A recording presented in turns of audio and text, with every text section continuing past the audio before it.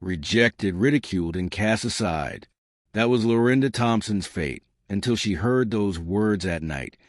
Words that shattered her illusions and set her free.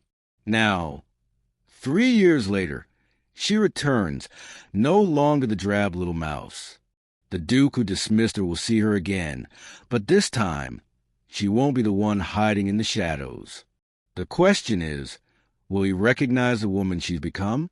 Welcome, my beautiful family, to today's story. I'm so grateful you're here with me. If you're new to our community or you've been here from the beginning, I want you to know how much your presence means.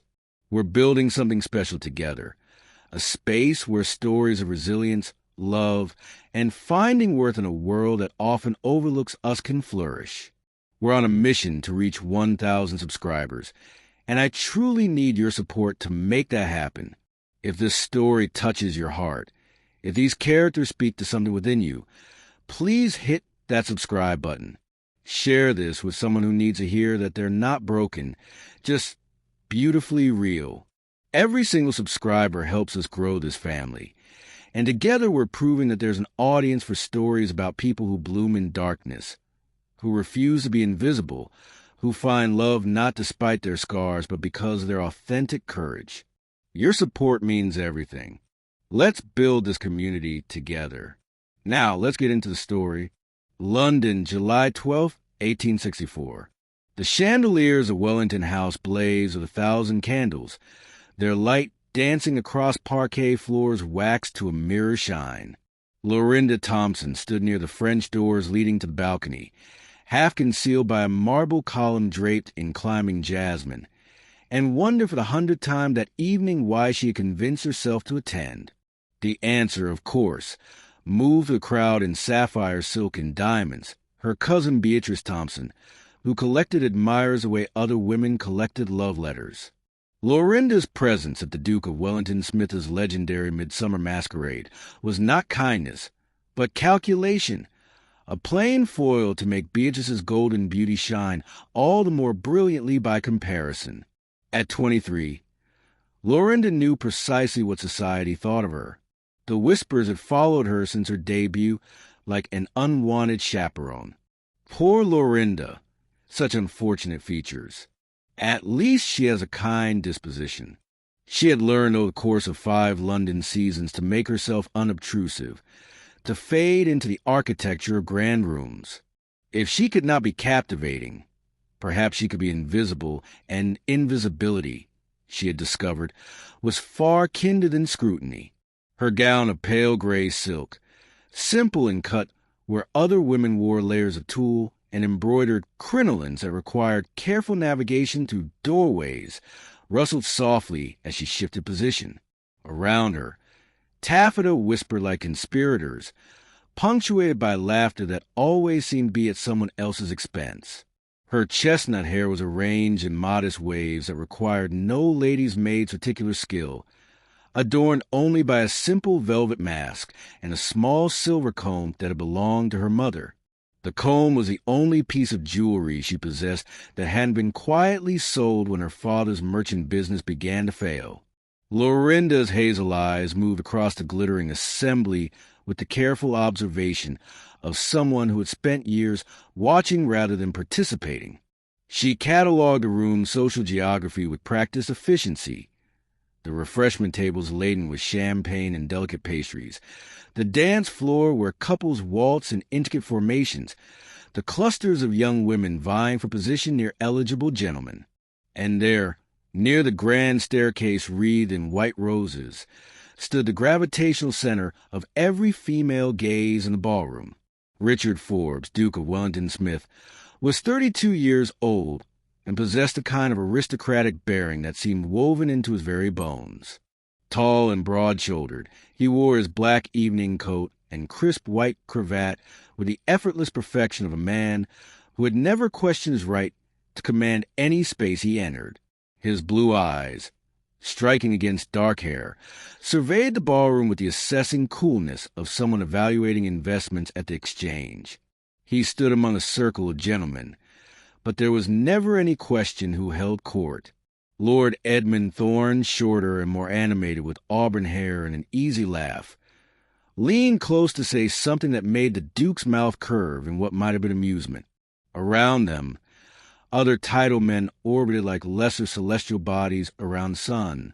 Lorinda had been watching the Duke peripherally for the better part of an hour, not with any foolish romantic hope. She had relinquished such fantasies years ago. Rather, she watched him the way she watched everything, with the quiet attention of someone who existed in the margins and had learned to find purpose in observation itself. She had loved him, she realized with a dull ache of an old wound, for 3 years. Since the afternoon he had visited her father's offices on business and had spoken to her briefly, absently, about the roses climbing the garden wall. He had remembered their Latin names. It had been nothing to him, everything to her.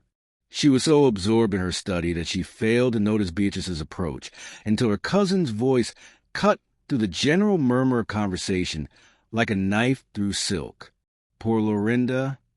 Beatrice's voice carried across the immediate area with the perfect projection of someone who wished to be overheard while appearing not to. So terribly plain, so utterly forgettable. One must admire her courage in attending these affairs, knowing she'll spend the evening pressed against the wallpaper like part of the decor. The words landed with the precision of an assassin's blade. Nearby guests: Lady Pemberton in peacock blue, Miss Ashworth with her elaborate coiffure, several others whose names Lorinda had long since stopped trying to remember, titter behind painted fans. The sound was delicate, feminine, and utterly merciless. Lorinda's fingers tightened on her champagne glass until she feared the stem might snap. Her face, she knew, remained composed. Years of practice had taught her to school her features into pleasant neutrality, to absorb insults the way stone absorbed rain, silently, giving nothing back. But inside, something fractured just slightly, not broke.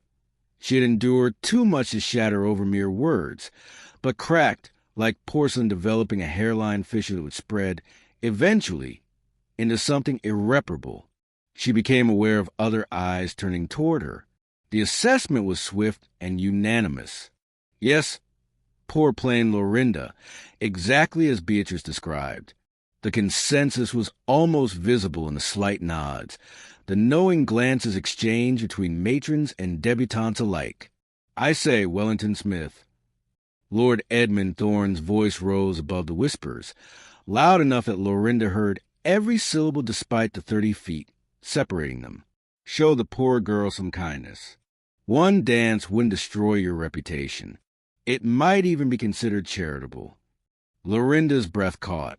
She hadn't realized the Duke's attention, or his friends, had turned in her direction at all. For one terrible, hopeful moment, she made the mistake of looking directly at Richard Forbes.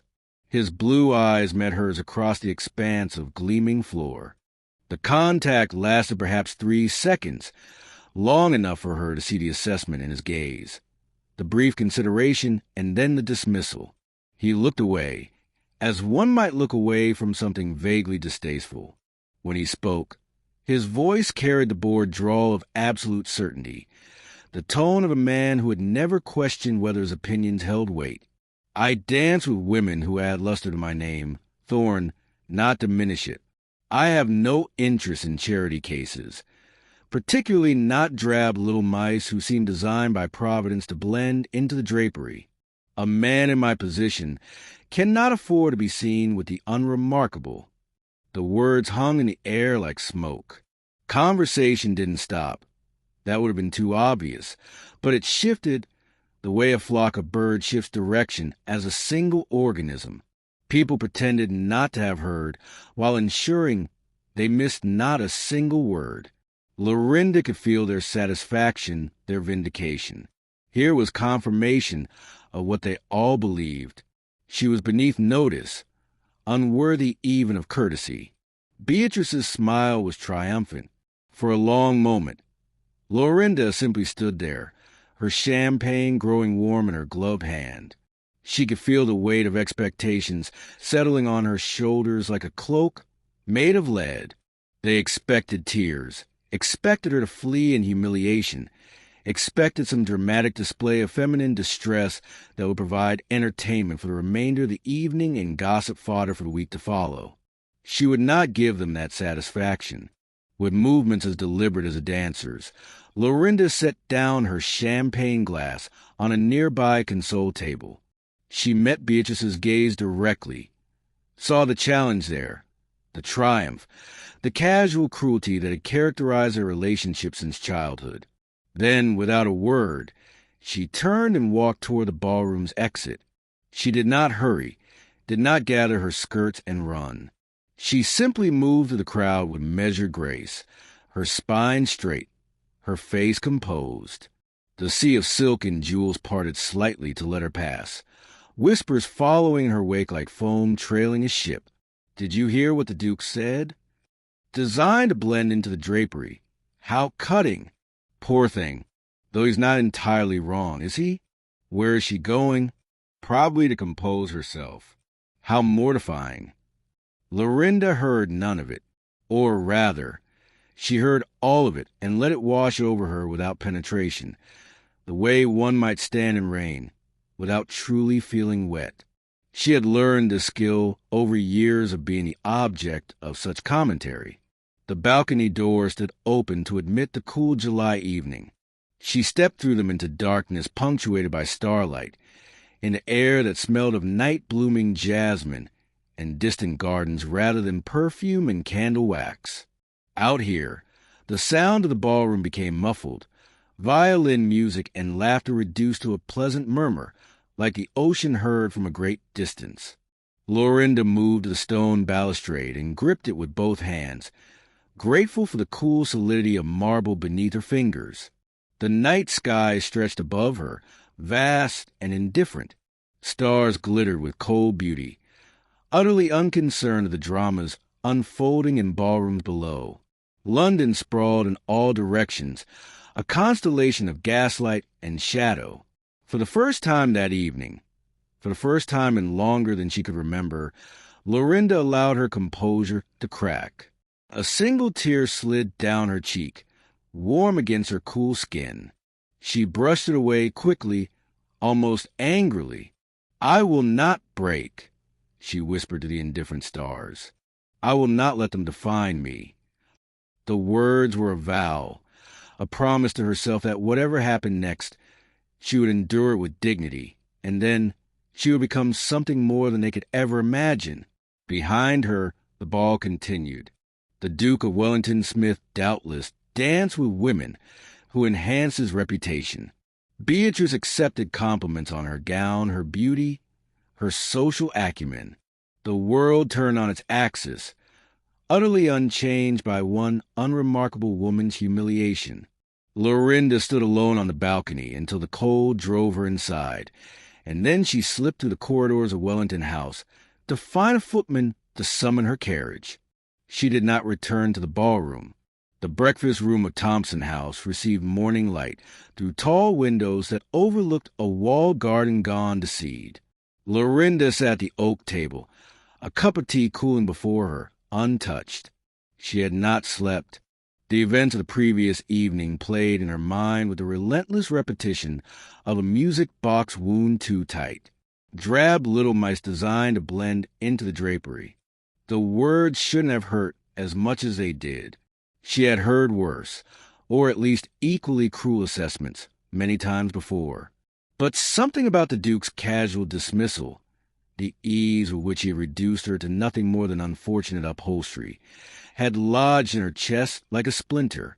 The door opened with particular decisive energy that announced her father before he even appeared. "Ah, Lorinda." "Good. We need to speak." Edward Thompson entered the room in his morning coat, his face bearing a particular expression he wore when delivering news he found distasteful. He settled into the chair across from her with the weary air of someone about to discharge an unpleasant duty. Lorinda set down her teacup carefully. "Good morning, Father. I've made arrangements," he announced without preamble. You're to go to Thornmere Hall in the north. Indefinitely. Your Aunt Catherine left it to you, you remember? The country air will do you good, and frankly, he cleared his throat. Your presence in London has become difficult for all of us. The words took a moment to penetrate. Thornmere Hall, the crumbling estate in Yorkshire, she had visited once as a child. Wild gardens, empty rooms, miles from anywhere that mattered. But father, that's been abandoned for years. It will suit you perfectly then, he interrupted, unable to meet her eyes. Solitude for the solitary. I've already arranged for it to be made habitable. You leave in 3 days. Lorinda looked at her father, truly looked at him, and saw not cruelty but weakness, exhaustion, the easy surrender of a man who chose peace over principle. I see, she said quietly.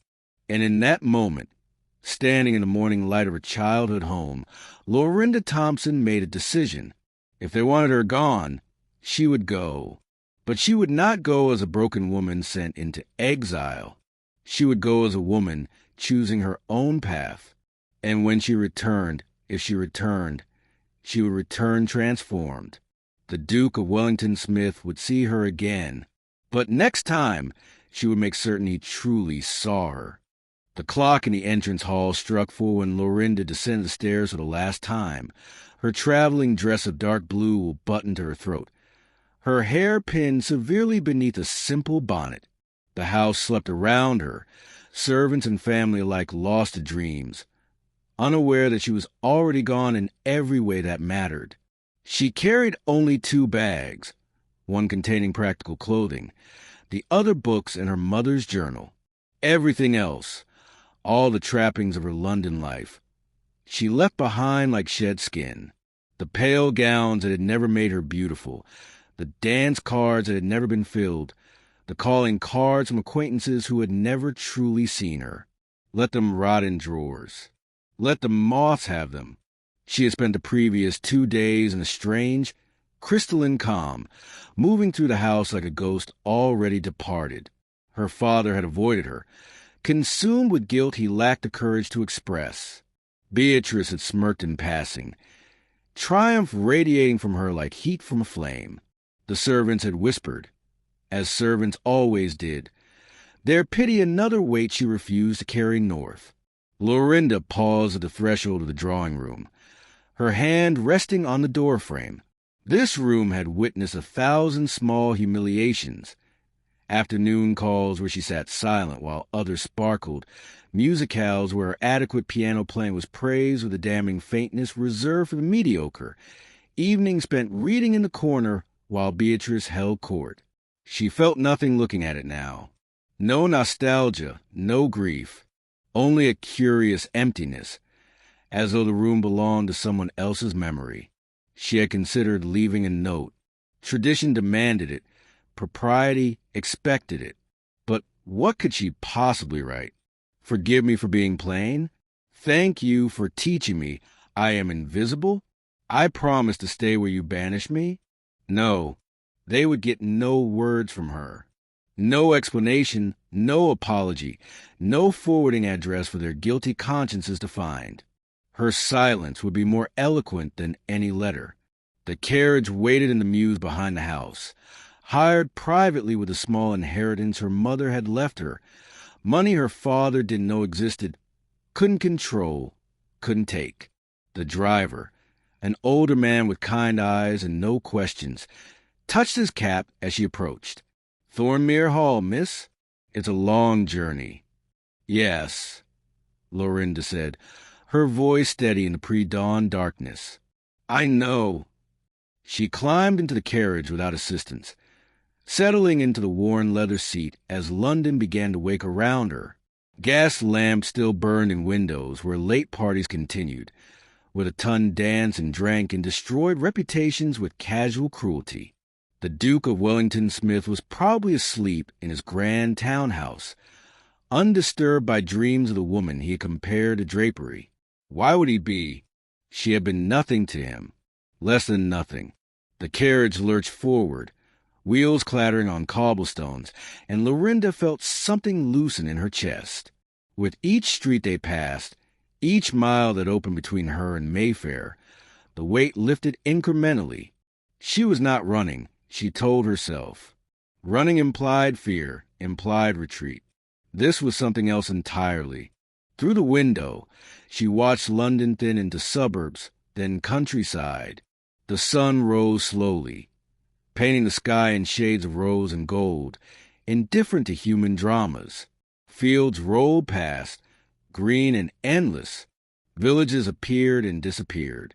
The world, she realized, was something approaching wonder, was so much larger than ballrooms and drawing rooms and the narrow confines of society's judgment. She thought of the Duke's words, turning them over in her mind like stones smoothed by water. Drab little mice designed to blend into the drapery.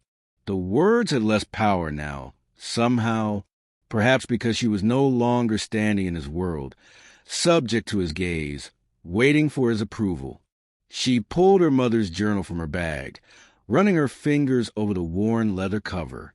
Inside were pressed flowers, sketches of plants, notes on soil and sunlight, and the patient work of growing things. Her mother had loved gardens, had found peace in a green world where beauty was measured by blooming and fruiting, not by the cut of gown or the symmetry of face. "I will build something," Lorinda whispered to the empty carriage, to the passing countryside, to herself. "Something that has nothing to do with them. Something that is only mine." The vow felt different from the one she had made on the balcony. That had been about survival, about refusing to break. This was about creation, about becoming. She would go to Thornmere Hall and make it live again. She would cultivate the wild gardens, learn the names of every flower, understand the chemistry of soil and the architecture of growth. She would become someone new in the space between who she had been and who she might yet be. And if she never returned to London, if she never again set foot in a ballroom or accepted a calling card or heard the whispered assessments of Ton, that would be triumph enough. The Duke of Wellington Smith could dance with his glittering women. Beatrice could reign over her shallow court. Her father could find peace in her absence. Lorinda Thompson, for the first time in her 23 years, would belong only to herself. The carriage rolled north through the brightening morning, carrying her toward a future she could not yet see but had finally chosen. Thornmere Hall rose from the Yorkshire moors like a ship breaching dark water, its gray stone facade weathered by decades of northern wind and rain. Lorinda's first glimpse of it came through morning mist, the house emerging gradually as the carriage climbed the final hill. Chimneys first, then gables, then the whole sprawling structure with its broken windows and ivy-covered walls. It was, she thought with something between dismay and exhilaration, gloriously derelict. The carriage wheels crunched on a gravel drive, choked with weeds. When they stopped before the entrance, Lorinda stepped down into air so clean and sharp it seemed to cut her lungs. London air had been thick with coal smoke and human proximity. This was different. Wind that tasted of heather and distant rain. Space that stretched in all directions without the confining walls of townhouses and expectations. The driver set down her bags with apologetic efficiency. "Sure you'll be all right, miss? Place looks abandoned." "It is abandoned," Lorinda said, surveying the house with steady eyes. "That's precisely why I've come." She paid him from her small purse, watching the carriage retreat down the drive until it disappeared into the mist. The silence that followed was not empty but full. The cry of moorland birds, the whisper of wind through grass, the distant bleating of sheep, sounds that had nothing to do with human judgment or social hierarchy. Lorinda turned to face her inheritance. The key her father had given her protested in the rusted lock, but eventually yielded with a groan of metal. The door swung open onto a vast entrance hall, shrouded in holland covers and dust. Furniture stood like ghosts beneath white sheets. Portraits of ancestors she'd never known watched from walls, with the wallpaper peeled in long, melancholy strips. She walked through room after room, her footsteps echoing on bare floorboards. The house was larger than she remembered from childhood, a maze of chambers and corridors, most furnished with the remnants of genteel life now moldering in abandonment. In the library, books had swollen with damp, their leather bindings cracked.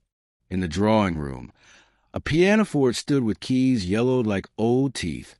But it was when she found the doors to the garden that everything changed. They were French doors, tall and elegant despite their peeling paint, and they opened onto a vista that stole the breath from her lungs. The garden sprawled before her like a wild kingdom reclaiming itself. What had once informal parterres now overgrown with brambles, rose bushes gone feral climbing over collapsed trellises, stone paths disappearing beneath creeping thyme and self-seeded foxgloves. And beyond the garden, the moors rolled away to the horizon in waves of purple heather and golden gorse, vast and untamed beneath an enormous sky. Lorinda stepped onto the terrace, her practical boots sinking into moss that had colonized the flagstones. The wind caught her bonnet, tugging it loose, and she let it fall back, feeling her hair pull free from its pins. In London, this would have been scandalous. A lady with her hair coming undone, standing alone in a ruined garden. Here, there was no one to see, no one to judge, no one to whisper behind fans about propriety and appearance. She was, for the first time in her life, entirely free. Lorinda descended the terrace steps and waded into the garden. Roses caught at her skirts, their thorns snagging the wool. She didn't care. She pushed through overgrown paths, discovering hidden corners, a stone bench wrapped in honeysuckle, a sundial tipped sideways and half buried in earth, a greenhouse with most of its glass panes intact, miraculously. The greenhouse stopped her. She stood at its door, peering through clouded glass at the interior wilderness. Vines had taken over, climbing the metal framework, but beneath them she could see the bones of what had been. Staging tables, terracotta pots, the remnants of a serious gardener's domain. Her mother's journal pressed against her side through the fabric of her pocket, a talisman of possibility. "This," she whispered, her voice steady with certainty. "This is where I begin." She could see it already, not what the garden was, but what it could become. She would clear the paths first, reclaim them from the brambles. Then the greenhouse, bringing it back to life pane by pane. She would learn which plants thrived in this northern climate, study their needs, understand the alchemy of growth. She would transform this wilderness into something purposeful, something beautiful, something that reflected not society's narrow definitions, but nature's generous abundance. The work would be hard. Her hands would blister and her back would ache. She would spend days in solitude with only the wind and birds for company. But these things did not frighten her. What frightened her, what always frightened her, was the suffocation of ballrooms, the cruelty disguised as courtesy, the slow erasure self that came from trying to be acceptable to people who would never accept her. Here she could breathe. Lorinda returned to the house as afternoon light slanted golden across the moors. She found the kitchen with its cold range and stone sink, the servants' quarters where she would sleep until she could make the main bedrooms habitable. She located firewood in an outbuilding, candles in a cupboard, basic provisions left by whoever her father had paid to prepare the house. That night, she sat by a fire she'd built herself in the kitchen hearth, eating bread and cheese, planning her transformation, not the transformation of her appearance. She was done with that futile pursuit, but the transformation of this wild place, and through it, the transformation of herself into someone who needed no one's gaze to confirm her worth. The wind howled around the house, and Lorinda smiled into the flames. Let the Duke dance. Let Beatrice triumph. Let London forget her name entirely. She had found something better than beauty or acceptance. She had found her kingdom. The transformation began with soil. Lorinda spent the first weeks at Thornmere Hall on her hands and knees in the greenhouse, clearing away years of accumulated debris, dead vines, broken pots, the skeletal remains of plants long forgotten. Her hands, once soft and carefully tended for holding teacups and dance cards, developed calluses. Her nails broke and grew back stronger. Her skin browned from sun that streamed through the restored glass panes.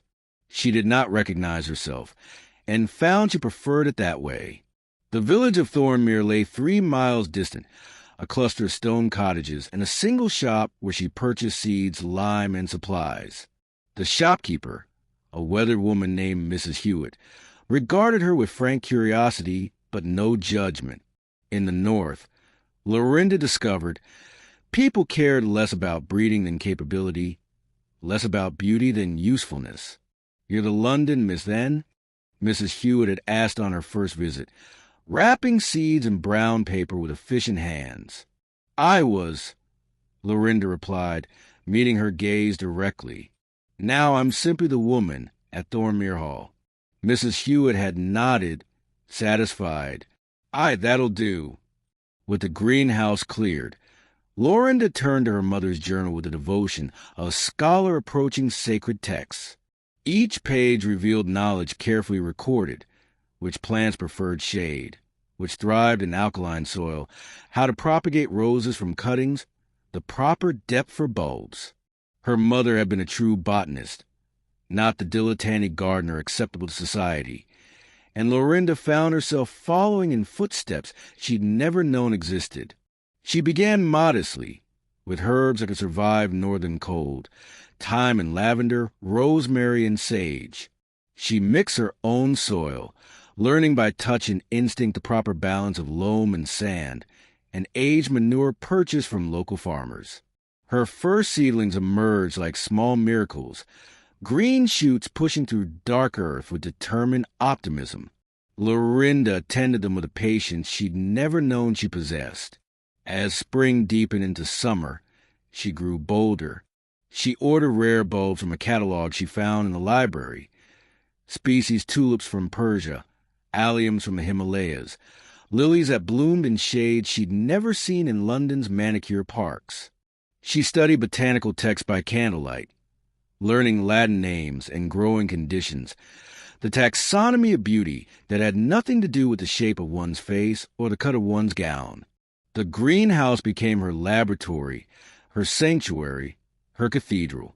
She experimented with grafting techniques, successfully coaxing 3 varieties of rose onto a single rootstock.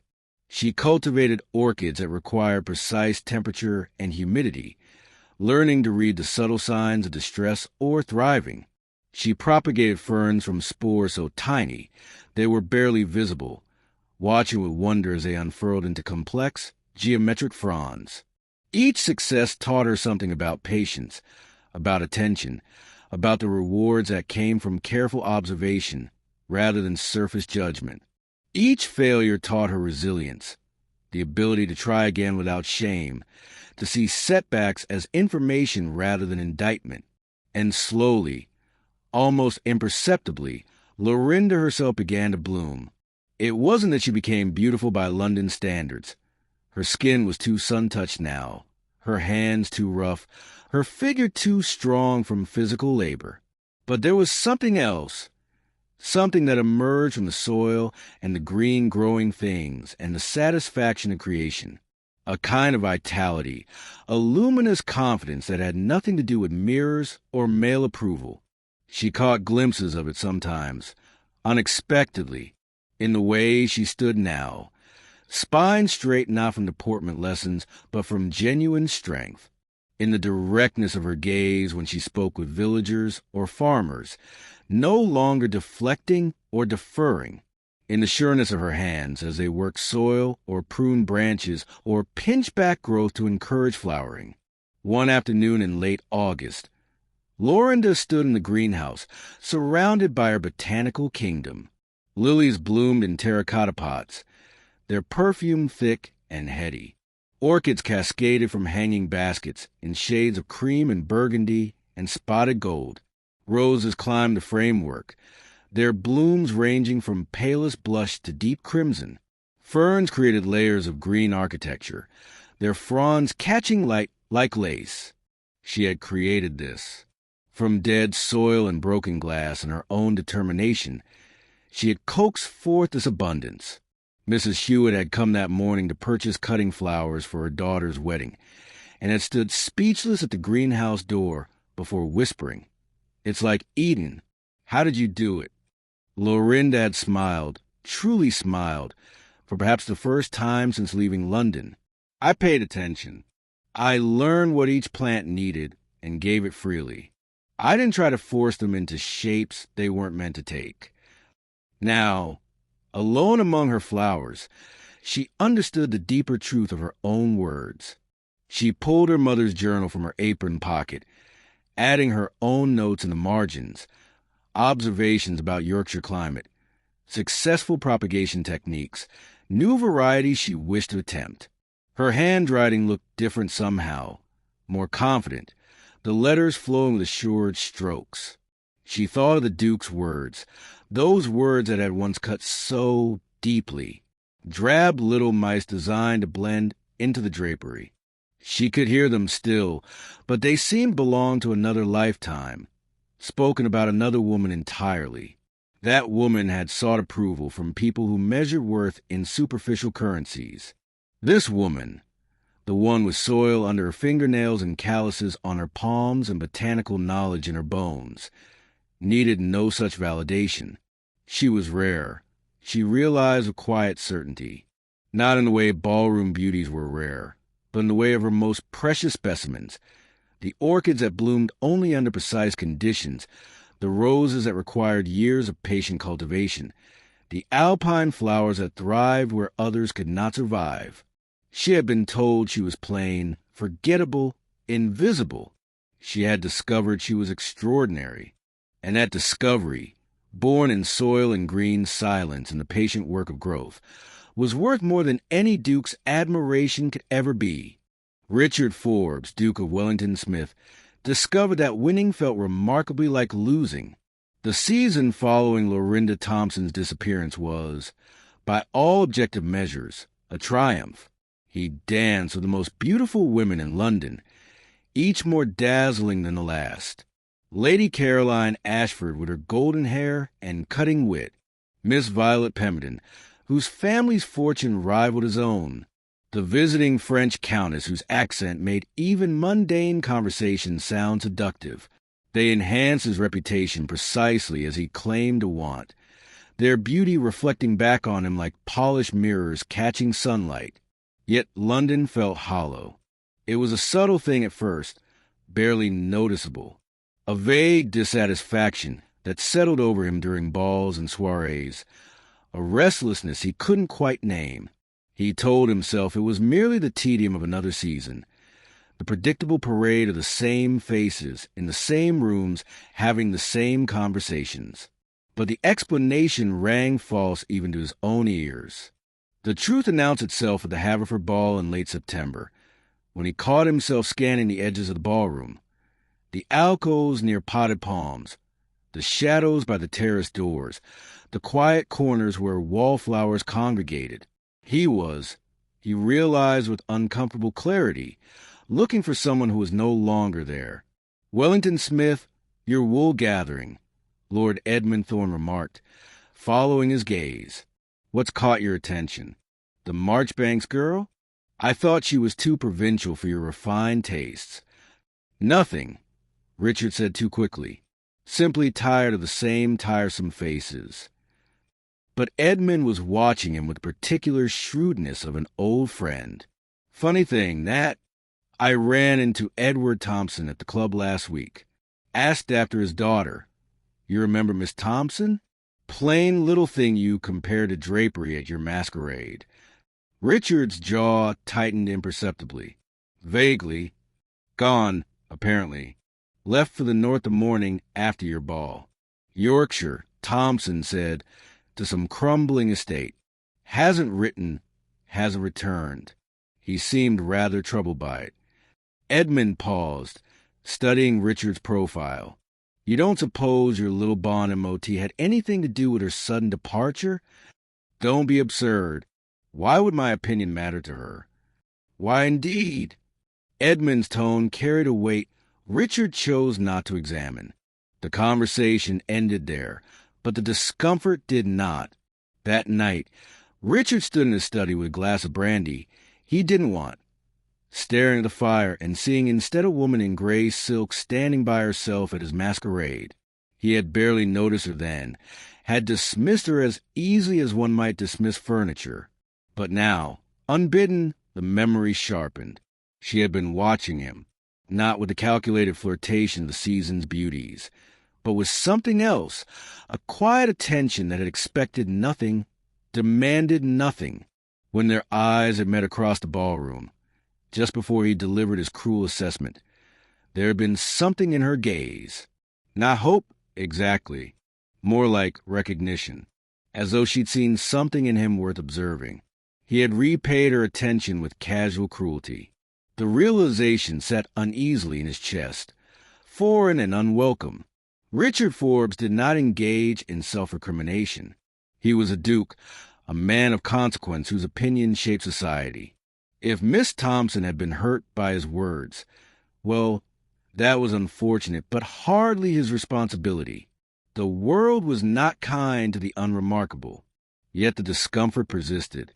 Over the following weeks, he found himself noticing the absence of things he'd never consciously observed.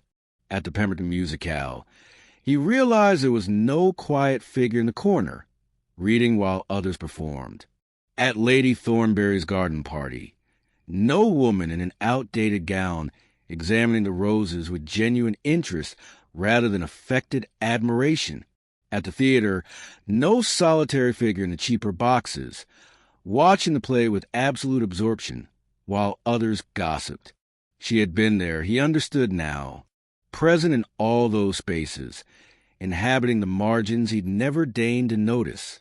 And her presence, paradoxically, had mattered, not because she'd added anything to his reputation or enhanced his standing, but because she had been real in a world increasingly populated by performance. The women he danced with now were exquisite and utterly interchangeable. They laughed at his witticisms on cue, complimented his taste, positioned themselves advantageously in his line of sight. They were everything he claimed to want, polished, appropriate, ornamental. They bored him to distraction. "You've gone sour this season," his mother observed one afternoon, her sharp eyes missing nothing. "What's troubling you, Richard?" "Nothing. Everything. The usual tedium." "Perhaps," she said carefully, "you discover that surface beauty offers diminishing returns." He looked at her sharply, but she had already turned back to her correspondence, her expression unreadable. That night, unable to sleep, Richard found himself in his library pulling down botanical volumes he'd inherited but never read. On an impulse he couldn't explain, he opened one to a section on roses. The scientific names were Latin and incomprehensible, but the illustrations were lovely. Complex blooms rendered in careful detail, each variety labeled with its origin and characteristics. He thought, unbidden, of a conversation he'd once had with Edward Thompson about his office's garden. There had been a woman there, quiet and unassuming, who had known the roses' Latin names when he'd mentioned them in passing. He'd barely glanced at her then, had forgotten the encounter immediately. She had remembered. The book closed with a soft thud. Richard sat in the darkness of his library, surrounded by the trappings of his consequence. First editions and family portraits, Persian rugs and Georgian furniture, and felt the unfamiliar sting of regret. He had dismissed Lorinda Thompson as drapery, as invisible, as beneath his notice. Now she was gone, and London felt inexplicably diminished, not because she had been beautiful or important or useful to his standing, but because she had been present, genuinely present, in a way that the glittering assembly of his current admirers would never be. Richard poured another brandy and watched the fire burn low, understanding for the first time that he had made a mistake. He simply didn't know what to do about it.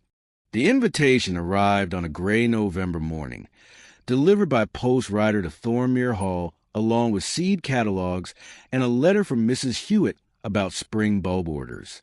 Lorinda nearly missed it entirely. So accustomed had she become to correspondence that concerned soil pH and propagation schedules rather than social obligations. The envelope was heavy cream vellum, sealed with the royal crest. Inside, gilt-edged cardstock announced in elaborate script that His Royal Highness the Prince of Wales would honor London with his presence at a grand winter ball to be held at Devonshire House on the 15th of December. The Duke of Wellington Smith, as one of the evening's hosts, requested the pleasure of her company. Lorinda stood in her kitchen, still wearing her gardening apron, soil under her fingernails, and stared at the invitation as though it were written in a foreign language. 3 years. She had been gone 3 years, and in that time had received no correspondence from London society save formal notifications of deaths and marriages that concerned her not at all. Her father wrote occasionally, stilted letters full of financial updates and careful avoidance of anything personal. Beatrice had never written once. And now this, a royal ball, hosted in part by the man who had called her drab little mouse, designed to blend into the drapery. Her first instinct was to burn it, feed it to the kitchen fire and watch the fine vellum curl and blacken, return to her greenhouse where real things grew and artificial hierarchies held no power. She had built a life here, carved out a space where she answered to no one, where her worth was measured in blooms and botanical knowledge rather than dance cards and marriageability. But even as she moved toward the hearth, something stopped her. Not longing, not hope, not even curiosity about whether the Duke might have changed, might have regretted his words. She was long past such foolishness. What stopped her was a realization that she had left London in silence, in the dark, fleeing like something hunted. She had given them no final word, no closing statement. She had simply disappeared, allowing them to construct whatever narrative they pleased about the plain girl, who couldn't bear the truth of her own mediocrity. That narrative, she understood now, was unfinished. Lorinda sat down at her kitchen table, the invitation before her, and made a decision that had nothing to do with the Duke and everything to do with herself. She would return, not to seek approval or validation, not to prove she had somehow become beautiful by their narrow standards. She would return to close the chapter, to walk back into that world one final time with her head high, and then leave it forever on her own terms. She would show them not that she had changed for them, but that she had changed beyond them, that their judgment had ceased to matter the moment she stepped into northern air and claimed her own measure of worth. The work began immediately. Lorinda rode to the village and sent a telegram to a dressmaker in Leeds whose name Mrs. Hewitt had mentioned, a woman who dressed the wives of industrial magnates, who understood fashion but wasn't enslaved to London's particular tyranny of taste. She ordered fabric from Manchester, emerald silk the color of new leaves, and requested a design that was elegant but unconventional, beautiful but entirely her own. She wrote to her father, informing him she would arrive in London 3 days before the ball and would stay at Thompson House whether Beatrice approved or not. The letter was brief, factual, and brooked no argument. She was no longer asking permission. In the weeks that followed, as winter settled over moors and her greenhouse became a warm refuge against cold, Lorinda continued her work with steady hands. She propagated cuttings, planned spring plantings, documented her observations in a journal that had grown thick with her own notations alongside her mother's. She did not practice her dancing or worry about her conversation. She did not attempt to remake herself into something palatable to ballroom standards. She simply continued being who she had become. The dress arrived a week before her departure, and when Lorinda tried it on in her bedroom at Thornmere Hall, she barely recognized herself. Not because the gown transformed her into conventional beauty. It didn't. Her face was still the same, her features still unremarkable by society's measure. But the woman looking back from a mirror was someone else entirely. She stood differently now, shoulders back not from deportment lessons but from genuine strength. Her skin held the glow of someone who spent time outdoors. Her hands bore evidence of purposeful work. Her eyes met her own reflection with direct assessment rather than apologetic deflection. The dress, emerald silk with clean lines and minimal ornament, didn't try to disguise or enhance. It simply framed what was already there. A woman who had found her own authority. Mrs. Hewitt came to see her off the morning of her departure, pressing a small nosegay of hothouse roses into her hands. "You'll dazzle them," she said with fierce certainty. "No," Lorinda corrected gently. "I'll be myself. That will be enough." The journey south felt different from the journey north 3 years prior. Then, she had been fleeing, raw and wounded. Now, she traveled with purpose, with the calm of someone who had nothing left to prove because she had already proven everything that mattered to herself. As the carriage rolled through the Yorkshire countryside toward London, Lorinda held the invitation in her lap and thought about the Duke. She wondered if he would recognize her, wondered if he would remember his words, if he'd given her even a moment's thought in 3 years. Then she decided it didn't matter. She was not returning for him. She was returning for the girl who had stood on that terrace and vowed not to break. That girl deserved to walk back into that ballroom, to face down her humiliation, and then to walk away again, not in tears, but in triumph. The Duke of Wellington Smith could dance with whomever he pleased. Lorinda Thompson was coming home to herself. Devonshire House blazed with light, every window ablaze, every chandelier burning, as though the building itself were made of captured stars. Carriages lined the street for blocks, disgorging London's elite in silks and jewels, all come to witness the prince's favor and display their own consequence. Lorinda's carriage joined the queue, and she sat in the darkness watching the glittering procession, her heartbeat steady and slow. No panic, no desperate hope. Only a curious calm, the same feeling she had when working in her greenhouse. Focused, present, entirely herself. The emerald silk whispered against her skin as she descended from the carriage, one gloved hand accepting the footman's assistance. She had refused a maid, refused Beatrice's grudging offer to arrive together, refused everything except this, walking into that ballroom alone on her own terms, carrying nothing but her own hard-won certainty.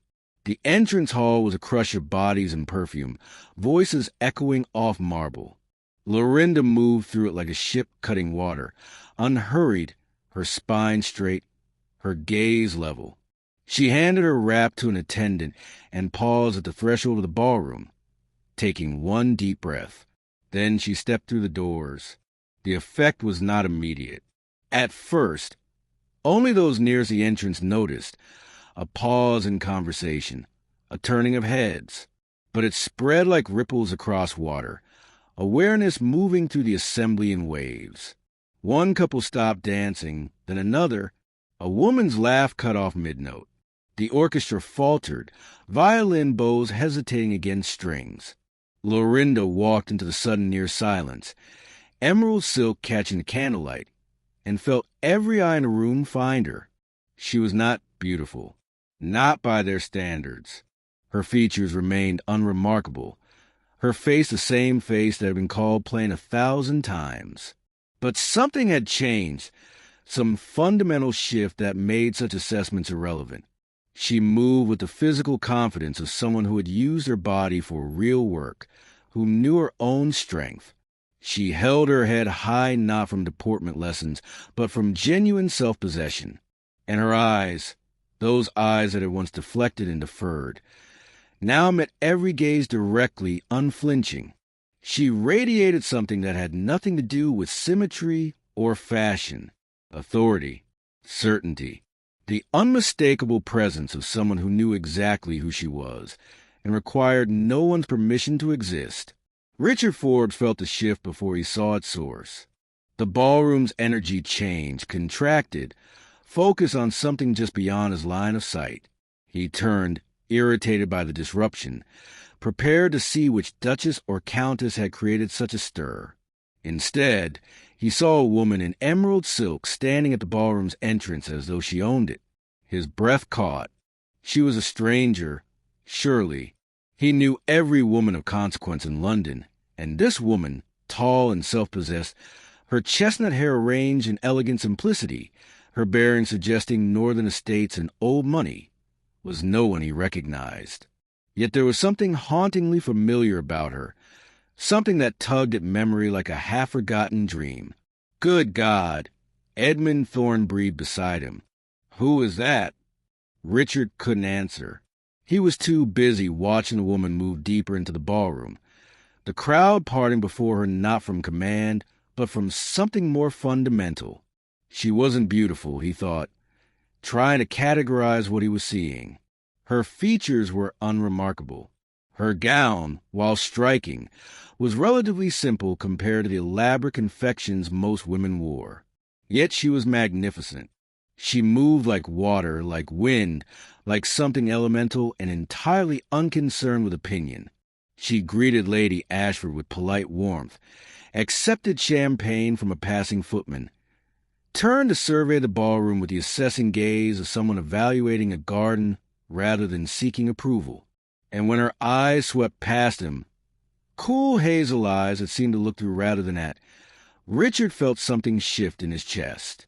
I must meet her, he said, already moving forward. Edmund caught his arm. Wellington Smith, you're not the only one. Look. He was right. Half the eligible men in the room had noticed a woman, were already gravitating toward her like moths to flame. Lord Huntington, young and wealthy. The Marquis of Ashford, newly widowed. Even the Prince's equerry, usually so circumspect, had straightened with interest. Richard felt a surge of something uncomfortably close to possessiveness. Who is she? He demanded of no one in particular. Perhaps, a voice said from behind him, sharp with satisfaction, you should ask Miss Thompson's father. He turned to find Beatrice Thompson watching him with barely concealed amusement, her eyes bright with some private triumph. Miss Thompson?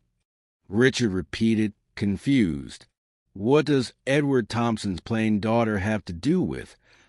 But Beatrice was already walking away, her laughter trailing behind her like perfume. Richard looked back at the woman in emerald, really looked this time, and felt the world tilt slightly on its axis. The shape of her face, the color of her hair, the way she held herself with that particular quality of watchful observation. No, impossible. Miss Lorinda Thompson had been invisible, forgettable, designed to blend into drapery. This woman commanded every eye in the room without trying. This woman radiated the kind of power that came from absolute self-possession. This woman was Miss Thompson. Lady Ashford's voice carried across the ballroom, confirming the impossible. How wonderful to see you return to London. You must tell us all about Yorkshire. The woman, Lorinda Thompson, it was truly her, smiled with serene courtesy. Yorkshire has been very good to me, Lady Ashford. Transformative, one might say. Her voice was different, too. Still quiet, but no longer apologetic. It carried weight, certainty, the kind of assurance that came from knowing one's own worth regardless of others' opinions. Richard stood frozen, champagne forgotten in his hand, staring at the woman he had once dismissed as drapery.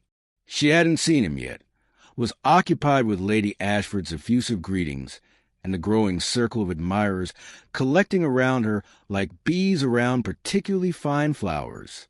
And he realized with dawning horror exactly what he had thrown away 3 years ago on a ballroom floor with his casual cruelty. Not a mouse, not drapery, not someone designed to fade into the background. A woman who had always been extraordinary, waiting only for the world to get out of her way so she could become herself. He had to speak to her. Had to what? Apologize? Explain? Beg forgiveness for words he couldn't take back? Richard moved forward through the crowd. each step feeling like walking toward judgment, toward a reckoning he'd never imagined he'd face. And Lorinda Thompson, the woman he'd called drab and unremarkable, finally turned her gaze directly on him. Lorinda had been at the ball for 2 hours when she finally stepped onto the terrace, seeking air that didn't taste of perfume and champagne and barely concealed curiosity. The December night was cold and crystalline, stars sharp as diamonds against the dark sky. She welcomed the chill after the ballroom's oppressive heat. She had known he would follow, had felt his eyes on her all evening, tracking her movements through the crowd with an intensity that would have flattered her once. Now it simply confirmed what she'd suspected. Richard Forbes did not recognize her, but he was fascinated by the woman he thought was a stranger. The irony was almost too perfect. His footsteps sounded behind her on the stone terrace, hesitant for a man usually so certain. She didn't turn, kept her gaze on the garden below where frost silvered the hedges and winter-bare trees stretched skeletal branches toward the sky. "Forgive the intrusion," he said, his voice carrying that same aristocratic drawl she remembered. "I couldn't let the evening pass without making your acquaintance. I am Richard Forbes, Duke of Wellington Smith." Lorinda turned slowly, letting the moonlight fall across her face. "I know who you are, Your Grace. The question is whether you know who I am." She watched realization move across his features in stages. First confusion, her voice, her manner, something familiar he couldn't place. Then recognition, slow and dawning like sunrise. Then shock, complete and absolute, draining the color from his face. "Miss Thompson." His voice came out strangled. "Lorinda. Lady Lorinda, actually," she corrected with cool precision. The title came with Thornmere Hall, one of those peculiar Yorkshire inheritances. She paused, letting him absorb the information. "Though I suppose titles matter less in the North. We're more concerned with what one builds than what one's born to." Richard looked as though she'd struck him. He opened his mouth, closed it, tried again. You look different." She supplied the word he was searching for. "Yes, I imagine I do. 3 years of Yorkshire air and honest work will do that. Or perhaps I simply look like myself now, rather than trying to disappear into the wallpaper." The word landed like a blade. She saw him flinch, saw the memory surface. His own voice, cruel and careless, dismissing her as drapery while she stood close enough to hear every syllable. "Miss Thompson, Lady Lorinda, I must apologize. My words at night were honest." She cut across him, her voice still calm, still measured. "I believe you said I was a drab little mouse designed to blend into drapery, that you had no interest in charity cases, particularly those who were unremarkable." She tilted her head, studying him with the same assessing attention she gave the specimens in her greenhouse. "Were those not your exact words, Your Grace?" Richard's jaw worked. In the moonlight, she could see the shame spreading across his features, could watch him grapple with the magnitude of his own cruelty. "They were, and they were inexcusable. I was arrogant, thoughtless." "You were honest," Lorinda repeated, more gently this time. "That's what made it so devastating. You didn't say those things to wound me. You said them because you believed them absolutely. Because I was beneath your notice, unworthy of even the courtesy of discretion. I was wrong." The words came out raw, stripped of his usual polish. "I was profoundly, catastrophically wrong." "About which part?" She moved closer, close enough that he would have to look directly at her, could no longer avoid her gaze. "About me being plain? I am plain, Your Grace. My features haven't changed. About me being unremarkable? By your society's measure, I suppose I still am. I don't simper or flirt or know the latest gossip. So what exactly were you wrong about?" Richard stared at her, and she could see him struggling, try to articulate something he'd never had to examine before. "About what matters," he said finally. "About what makes someone worthy of notice, of respect, of—" He hesitated, then pushed forward, "of admiration." Admiration. Lorinda tasted the word, found it wanting. "You admire me now? How convenient. When I was invisible, when I sought nothing from you, you dismissed me with less thought than you'd give to choosing gloves. Now that I've stopped seeking anything, stopped caring for your opinion or anyone else's, now I'm subtly worthy of admiration. That's not— I didn't mean—" Richard ran a hand through his hair, destroying its careful arrangement. "I've thought about you. These past months, I've thought about you constantly. About how London felt hollow after you left. About how the women I danced with, the ones who enhanced my reputation, were utterly interchangeable. About how you were the only person in any ballroom who was genuinely present, genuinely real, and I was too blind and arrogant to see it. How terrible for you," Lorinda said softly, "to have your eyes opened. Don't."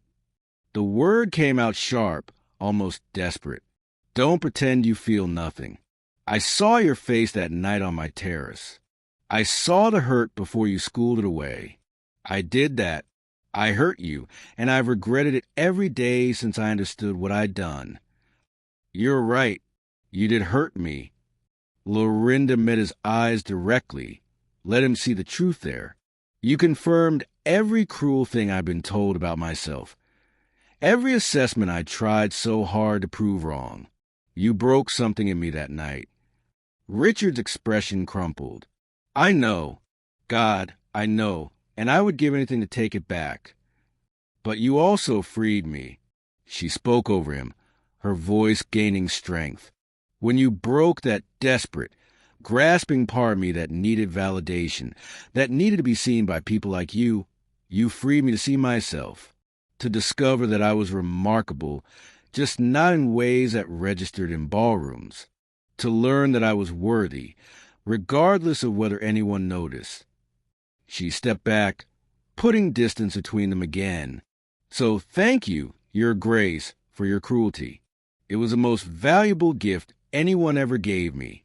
It drove me away from this world and toward discovering who I actually was beneath all the desperate trying." "Lorinda."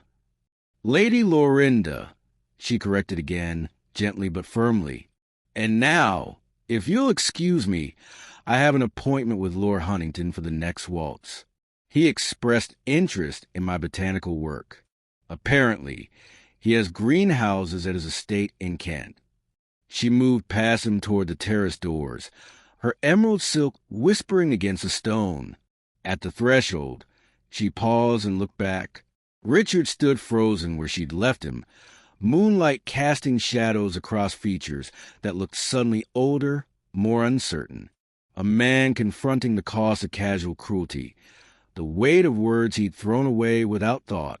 "For what it's worth," Lorinda said quietly, "I forgive you, not because you've earned it, but because holding on to anger would give you power over me again. And I worked too hard to reclaim my life to surrender any part of it, even my anger, to you." Then she stepped through the doors, back into the light and music, and the future she'd chosen, leaving Richard Forbes alone in the cold December night with nothing but his regrets and the truth of what he'd lost. The courtship, if it could be called that, was unlike anything London society had ever witnessed. Richard Forbes did not send flowers. Lorinda would have returned them. He did not compose poetry or arrange chance encounters or deploy any of the traditional strategies men use to win women's favor. Instead, he did something far more difficult. He listened. He appeared at Thompson House 3 days after the ball, hat in hand, and asked if he might visit Thornmere Hall. Not to court her, he clarified quickly, simply to see what she had built, to understand what he had dismissed so thoroughly 3 years ago. Lorinda had studied him for a long moment before answering. "Why?" Because I was wrong about everything that matters, he said quietly. And I cannot ask you to consider me worthy of your time until I understand what worthy actually means. She let him come. The journey north was Richard's education. Lorinda did not make it easy for him, did not soften the reality of her life to make it palatable. She showed him Thornmere Hall in its entirety, the room she had restored through her own labor, the one still crumbling that she lacked funds to repair, the simple quarters where she lived without servants beyond Mrs. Hewitt's daughter, who came twice weekly. She took him to the greenhouse, and there Richard fell silent. Row upon row of rare specimens, each labeled with scientific names and growing notes in Lorinda's precise hand. Orchids that would fetch fortunes at market, roses bred for hardiness rather than fashion, alpine plants thriving in conditions she meticulously recreated. Books lay open on the work table, their margins filled with observations. Charts tracked blooming cycles, soil amendments, experimental propagation techniques. This was not a lady's hobby.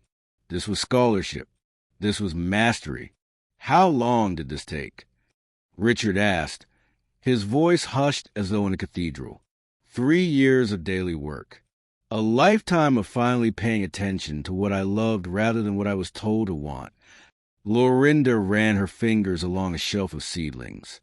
I've been asked to contribute to the Royal Botanical Society's journal.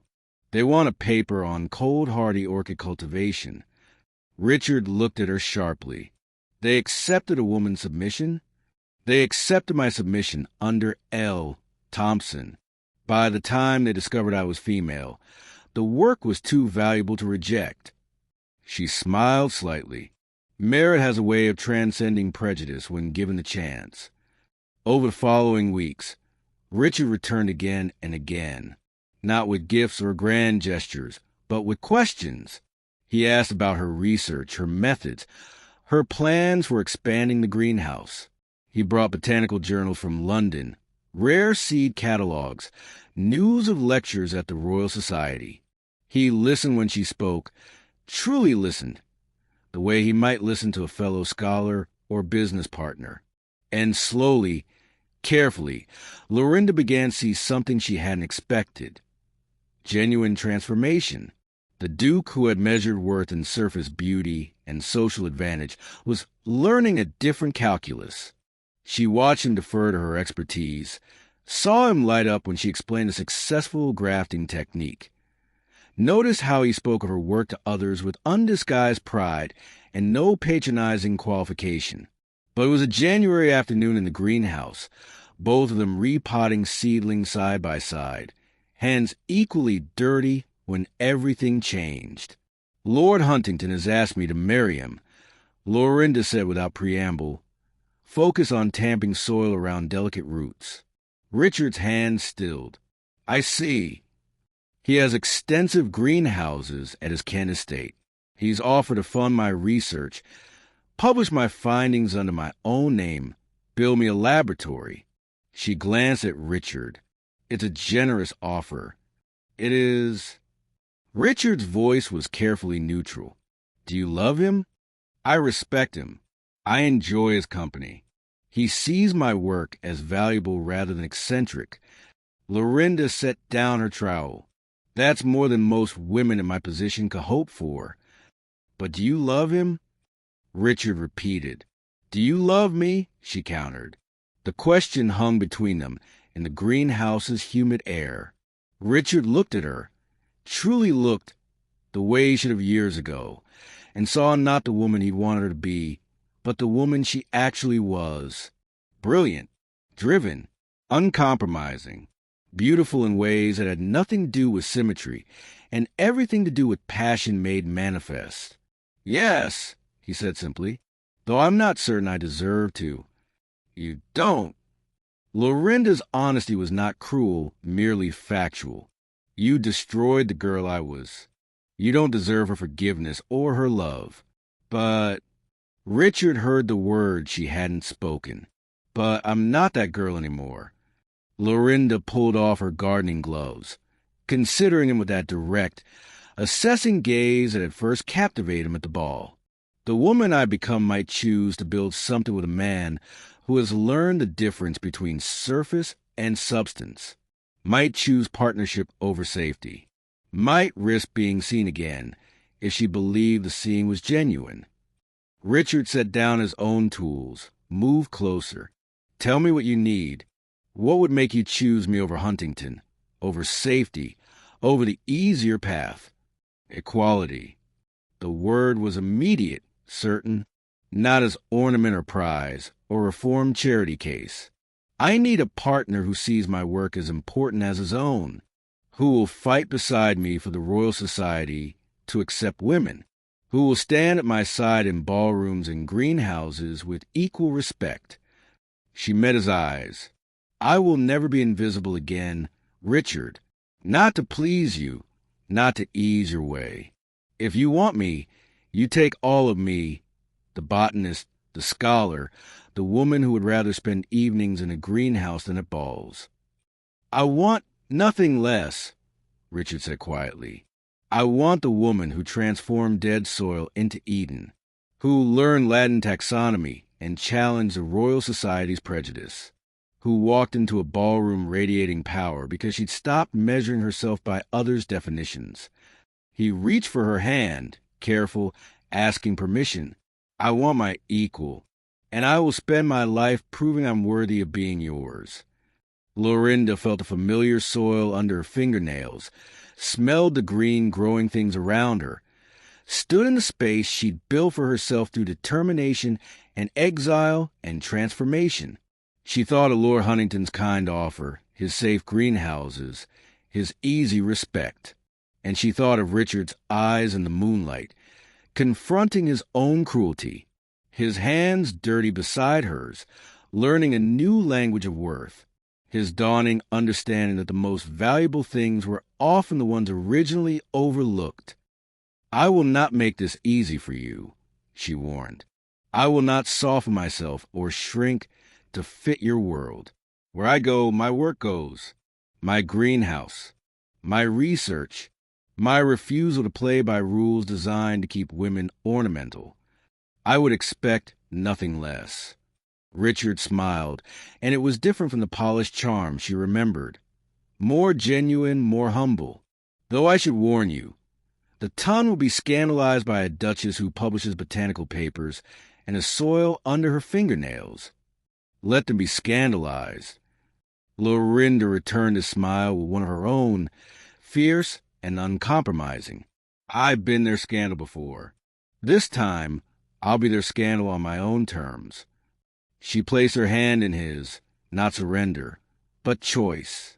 Not the desperate grasping of the girl who'd stood on his terrace, but the deliberate decision of a woman who knew her worth and would accept nothing less than being seen in her entirety. Then ask me properly, she said. Richard knelt there among the seedlings and potted orchids, in the greenhouse she'd built with her own determination, and asked Lorinda Thompson to marry him not as a trophy or rescue, but as his equal in all things. And Lorinda, who had learned she was rare as any flower she cultivated, said yes. Thank you so much for watching. Your support truly means everything to me. If you enjoyed this story, please take a moment to like and subscribe. It only takes a second but helps immensely in bringing you more content like this. I've got another compelling video ready for you. Just click on it now to continue. See you in the next one.